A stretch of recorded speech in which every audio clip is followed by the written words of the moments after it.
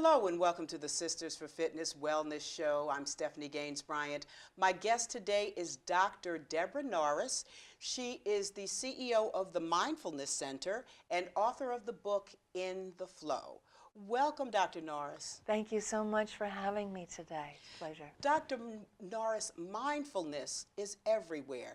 I was in the supermarket the other day and I saw on the cover of Time magazine, mindfulness. It's been on the cover of Time magazine, Newsweek, Scientific American has a whole special issue on mindfulness. It is really something that's coming to our minds in our culture today. Why the craze all of a sudden? When the book with, I think it's John Kabat-Zinn? Yes. That's been over 30 years? Yes. So why now? Is it just a combination of things that's causing people to suddenly recognize? I do think it's a combination of things. We now have the scientific data that supports the use of mindfulness. We've explored it thoroughly in science, in our medical sciences and others, and demonstrated the powerful effects that the practice of meditation can have on our health and well-being.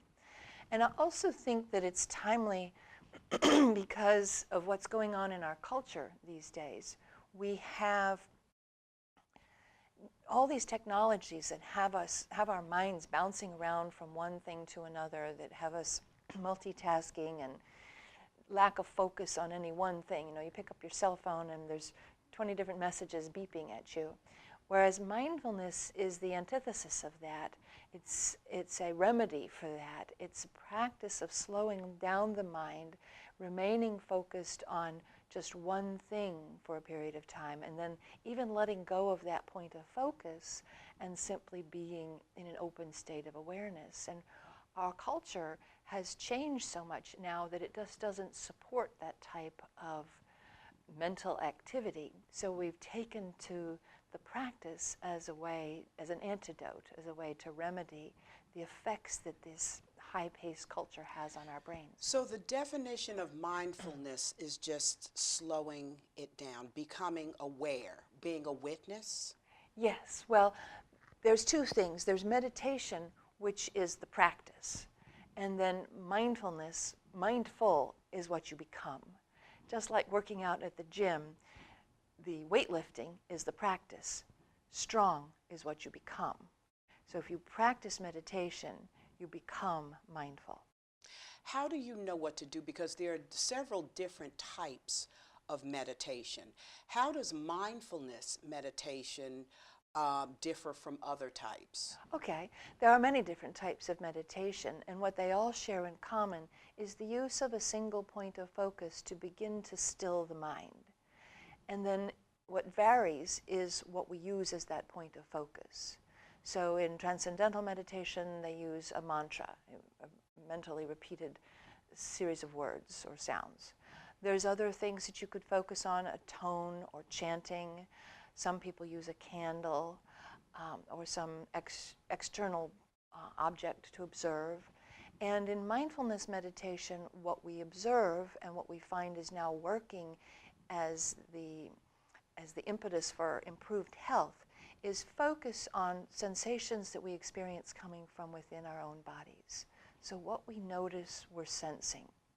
And that can be any of the five senses or other senses, and it can include heartfelt senses or other visceral sensations, but paying attention to the language of our own bodies. So what are the differences in the effects of mindfulness or the effects of meditation using transcendental meditation? From what I understand, you become more of a focused person, or you are able to concentrate more than the average person. With mindfulness meditation, what are the benefits? So again, like with exercise, what you practice is what you get. So if you go to the gym and you lift weights, say with your arms, you're going to see growth in those specific muscles, not in the other muscles of your body. Same thing with the meditation practice that you choose. The type of meditation that you practice is going to cause different changes in the brain. For example, if you practice transcendental meditation, then you'll see growth in the languaging areas of the brain, the left parietal regions and so forth. If you practice mindfulness meditation, you'll see growth in the cingulate cortex, which regulates our ability to self-regulate or to control the self. Now, you yourself have an extremely interesting story. You suffered from fibromyalgia, Yes. which is a neurological disease? Well, it's a neuromuscular disease. It's a form of arthritis, yes. And in other words, you were in pain a lot Yes. with the fibromyalgia. Can you tell me exactly what happened when you were diagnosed, what the story is behind how mindfulness helped to heal you? Yes, it was 1996. I had 3 young children, a new baby, and I developed pain in the muscles, all of my muscles, everything ached, everything hurt. I got to the point I could barely open a door. I couldn't carry my infant son. I was in excruciating pain and finally was given the diagnosis of fibromyalgia. So being a research scientist, I took to the research to explore this condition and what caused it and what I could do for myself. And I found some interesting things. I found 2 key clues that were the source that I used for my recovery. One, I found that the muscles in the body that were hurting were deficient in oxygen. Every time they biopsy a muscle of somebody with fibromyalgia, they found the muscles deficient in oxygen. That was an important clue. And the other thing was disturbances of sleep. And I knew with 3 young kids, one almost a teenager and one a baby, that my sleep hours were all over the place and I wasn't getting the sleep that I needed. So I did 2 things. I put a premium on getting the amount of sleep that I needed. Even with my 3 kids, I said, I need to get more sleep. And I started doing very gentle exercises, walking and breathing to get oxygen into my muscles. And I figured if I could get those muscles oxygenated, then I wouldn't have the pain. And I started meditating to help me sleep better and to help me to do the breathing exercises. So I focused on my breath as I meditated. And very quickly, things started to improve. And I started being able to exercise more vigorously. At first, it was very uncomfortable, and I would stretch and cry with frustration because I used to be a dancer. I had apprenticed with the New York City Ballet, and so to not have my body working was very frustrating for me. And then, but things started quickly to improve as I was doing these stretches and doing these breathing exercises. I was able to go back to the gym, and I actually worked my way up to a great deal of physical fitness recovery. How long did it take for you to reach wholeness? Well, and I don't know that we're ever fully whole. It's a constant journey. We constantly, just as we think we're on top of the game, something happens. But I would say that I had completely recovered from every bit of the symptoms of fibromyalgia within a year, within less than a year. What made you want to share this with others? And I don't just share that element of the practice. I've been a health scientist all of my career and my studies, so I enjoy the study of what makes people healthy, and which includes looking at the causes of how people get sick, what causes us to get sick. And so that's been my lifelong passion, particularly understanding how the brain works to regulate all of that. In high school, I asked my chemistry teacher, I said, if I wanted to study this about the brain and health, what would I study? And she said, you'd study psychology. So I went on and got my undergraduate and my doctorate degree in psychology. Now, you work a lot with the sciences. How do you reconcile the whole scientific community with the other things you do, with the mindfulness and meditation and things like that? And also the second question with that is, it's very interesting how people are now moving towards that when it comes to mainstream health. It's becoming so much more mainstream. It actually is now part of the standard of care for the treatment of chronic pain. And from my own personal experience, I'm not surprised. given how effective meditation and related mind-body practices were for me, that we now are, the Center for Disease Control, the National Institute of Health, the Department of Veterans Affairs have all issued statements suggesting that before using prescription drugs, we use practices such as meditation, yoga, even acupuncture, to benefit from the use of these practices, which don't have the adverse side effects that prescription drugs do. Do people find that it has the same effect or a greater effect?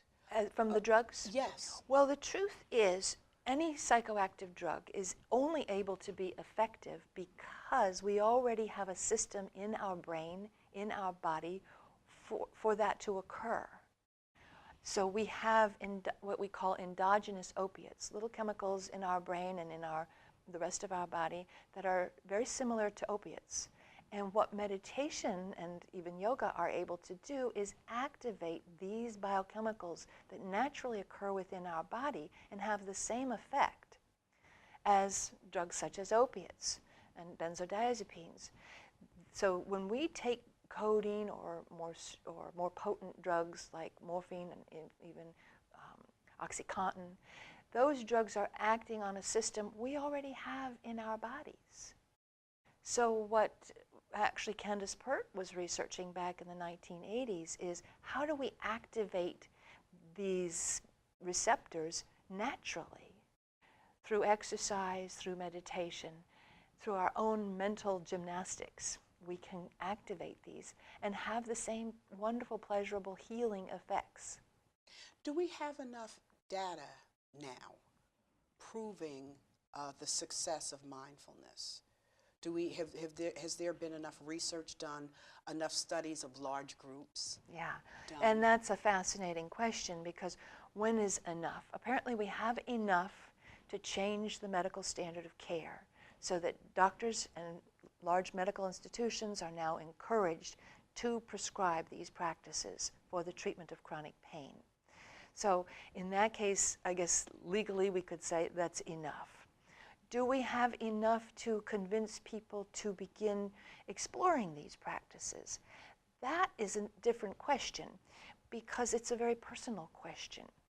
Have you personally, are you influenced by data that's published in a medical journal, or are you more influenced by what your friends are doing and what you're seeing in Time magazine and Scientific American? So, and are you more influenced by having gone to a meditation class and come out and felt so relieved, so much better, slept so much better, had a better day, had a better week? What kind of data influences us personally? And I know that most of our culture doesn't go to the New England Journal of Medicine. No. They read blogs, they listen to their friends, and they go to yoga and meditation classes themselves, and they have that experience. That's data. That is scientific data, N of 1 data, and I think it's very powerful. Let's talk about breathing, which in yoga is called prana. Yes. What is the importance of simply doing what we do all day, which is breathing? How can it calm the nervous system? How can breathing benefit you? Excellent question. And in mindfulness, we do use the breath. That's something that's going on inside the body as part of what we witness, what we focus on, what we notice. You say it's something that we do all day, but how often I look at people and they're holding their breath. They've pursed their lips, they're tight in their shoulders, and I can just see them not breathing deeply. So it's essential that we do it, but we're not doing it as thoroughly as we can. So much in stress, we notice people holding their breath. So becoming conscious of when we're tense and not breathing as deeply as we could, and then resuming full, normal breath. And of course, that exhale, which we have labeled in our culture the sigh of relief, is such a powerful thing right there. Exhaling alone. Exhaling alone. Now, technically, scientifically, what that does is that gets the carbon dioxide out of your body. We think of getting the oxygen in, and that's important. And getting the carbon dioxide out is also important because carbon dioxide activates a part of our brain, the hypothalamus, that activates the stress response. So when you hold your breath, your body starts to recognize there's a critical problem, and it starts to mobilize you for action, releasing adrenaline, stimulating your adrenal glands, your heart rate speeds up, and basically it begins the stress response. So when we exhale, we counteract that. We interfere with the stress response, and we can begin to elicit the relaxation response. Hence, we call it the sigh of relief. That's the most frequently asked question from my new yoga students. I'm a yoga instructor. Yes. And people say to me after class, and they're a new student, I don't think I'm breathing right. I don't know how to breathe. I feel like this is all wrong. What do you tell that person? What is the right way to breathe? Well, there's all kinds of breathing exercises. In yoga, we call that pranayama. There's breathing exercises even in Chinese medicine. They all work. What's key, what's going on, is paying attention to your breath. And I think what's happening for your students is they're recognizing that their breathing strategies are changing, and they're in the struggle to learn to breathe more frequently, to breathe more deeply, with greater ease, especially as we move, to get the breath flowing with your movement and not get into a position where you're struggling to be in that position and you're holding the breath, but to rather back off and find ease. We're looking for more ease in our lives. We really are. Life is stressful these days, and we want ease. What better than to do something as easy as breathing and do it with ease? What role does nutrition play in mindfulness? And it goes both ways. When you begin a mindfulness practice, you will pay more attention to how you nourish your body. You'll become aware when you eat food that does not agree with you, when food that's not healthy for you. You will develop, according to the research, according to the data, you'll develop a taste for foods that are better for you, more nourishing. Similarly, if you change your diet, there's a mindfulness dimension in that. You're becoming more mindful about how your food makes you feel. So data shows that any change that improves your lifestyle practices, beginning an exercise regime, will change your diet. So any lifestyle adjustment that you make will help with other lifestyle adjustments as well. What I've noticed is there's a lot of data out there about how we should eat, a lot of cooking shows, a lot of information on the internet about what you should and should not eat, and some is good, some is not so good.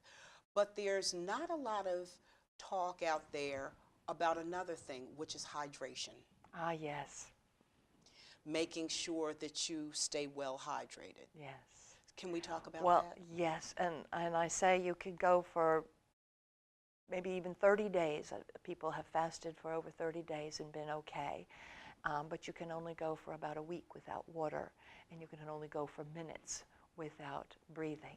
So you asked about breath first, and I would say that learning to breathe properly is critical.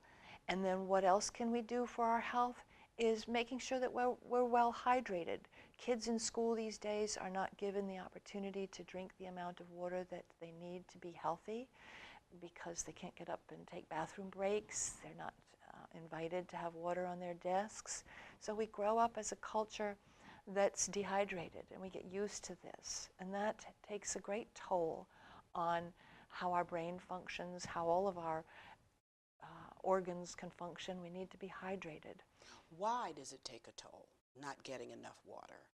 I know we spoke a couple of days ago, and you were talking about how water can help with leveling the blood sugar. Yes. I'm a diabetic. I've talked about it many times on the show. And I was complaining that I hadn't had enough to eat that day, and you were talking about how water can help balance. I didn't know. Who knew? Yes. I didn't know. Right. Water can help balance your blood sugar. It helps improve insulin function. And of course, blood sugar, we can all feel that. If our blood sugar starts to drop and you drink a big glass of water and you feel more balanced in your blood sugar, that's something we can all sense. Yet it also helps to balance other hormones. All these hormones, all of our organs are functioning in fluid. And when we're dehydrated and that fluid's not there, the hormones can't flow, the neurotransmitters can't flow through our system, through our blood, through our lymph, and basically the systems start to shut down. How much water should we be getting? And what type? I mean, there's so much to choose from nowadays. You go in a supermarket and there's a whole aisle with nothing but different type waters. Do you go for spring water? Do you go for faucet water? I mean, alkaline, how do you choose? Or does it matter? So how much water? There's a prescription in exercise physiology which suggests that we drink about half of our body weight in ounces of water. So if you weigh 150 pounds, you'd want to drink 75 ounces of water a day. A gentleman who weighs 200 pounds would drink 100 ounces of water. You don't want to drink it quickly, and you don't want to drink it all at once, certainly. That could even be a problem. So sip. Sipping water throughout the day, yes. So you see people carrying water bottles around these days and sipping from their water bottles. This is a good habit. Nowadays, people are preferring glass or metal water bottles over plastic because of the issues of plastic leaching into the water and having other adverse health effects. Also, we can recycle these bottles. We can, with a metal bottle, you can fill it at a water station. I do encourage you to drink spring water, or if your tap water's been tested and is good, then tap water over distilled water, because distilled water is depleted of the minerals that naturally we rely on our water to give us these minerals. We get magnesium and calcium and other salts from the water. These are important because we also need these minerals in our body. So spring water is good. Now, I also want to mention before we wrap it up that you have an organization called the Mindfulness Center. Yes. And you are in Bethesda. Yes, and you all do a variety of different things. Mm-hmm. In the last 30 seconds, because what I'd like to do is do a part 2 of this program where we continue talking about some of the other illnesses that mindfulness can help with. I wanted to explore that a little bit more. So if you wouldn't mind staying another 30 minutes, then we can That'd do be that. fine. But just give us the information on the Mindfulness Center, when and where. The Mindfulness Center is in Bethesda, Maryland. We are a wellness center. We're a nonprofit organization, and I hope and I'm seeing that we are the future of healthcare, that the use of these mind-body practices is indeed being incorporated into the standard of medical care. And I see how effective they are from my own practice, and I encourage you to explore these practices as well. And you guys as well offer yoga classes, you offer workshops and things like aromatherapy. Yes, we have meditation, we have yoga, we have Nia dance, and we also have private services. We have acupuncture, massage, medical massage, Reiki, chiropractic, physical therapy, lots of different services that you can use if you need some special care. And you also do even special weekends that you can... Yes, we have weekend workshops, seminars. And retreats. And we teach teachers. We are educating people to become meditation teachers. We teach people to be yoga teachers and yoga therapists. So we are involved in training the next generation of providers. Dr. Norris, we talked a little bit, or we haven't talked enough about your book, In the Flow. At what point in time did you decide you wanted to put your ideas into words for this book? I've always written. I've written scientific articles. I've written blog posts and other journal articles. This book started as me pouring the heart of my work into my writing, and it just grew from there into this book. I knew soon after opening the Mindfulness Center that as soon as I got that established, that I was going to put my heart into writing this book. So in writing the book, is it something that you read straight through, or is it something that you want to refer to if you have different questions? How should you take the book? How should you read the book? And I've read it several times myself after publishing it. And I hear from different people that they approach the book different ways. Some people read it straight through and then go back and absorb bits and pieces of it. Many people have told me that they're reading it the second time. I think people enjoy the experience of reading it because the words themselves invite you into a state of mindfulness. And so people read it again and again for the benefit of the experience of reading it. Is it more instruction or is it more learning? So are you teaching people how to be mindful, or is it more of a resource book, if I'm making myself? It's not a reference book specifically. I do present brand new original theories on how this is working in the brain, and I think people relate to my explanation of what's happening in their brains as they do it, because you can see it from the inside as you do this practice. And so I see a lot of ahas. That's what's happening in my brain. That makes sense, and that affords people a breakthrough in their own personal practice. Very good. As well. Sounds good. As I just mentioned, we are going to continue and do a part 2 of this program where we further explore how mindfulness can affect other diseases or illnesses you may be dealing with, such as cancer, diabetes, we touched on a little bit. How you should start meditating as soon as you receive the diagnosis. We had talked about that. I'd be happy to discuss that with you more. All right. Thank you so much. You've been watching the Sisters for Fitness Wellness Show. I'm Stephanie Gaines-Bryant. Our guest today has been Dr. Deborah Norris, and she's the author of the book In the Flow, which is on Amazon, as a matter of fact. Yes, it is. You can get the book on Amazon. Check it out. It's small but good. Thank you. Thank you, Stephanie. I'm Stephanie Gaines-Bryant. Have a great day.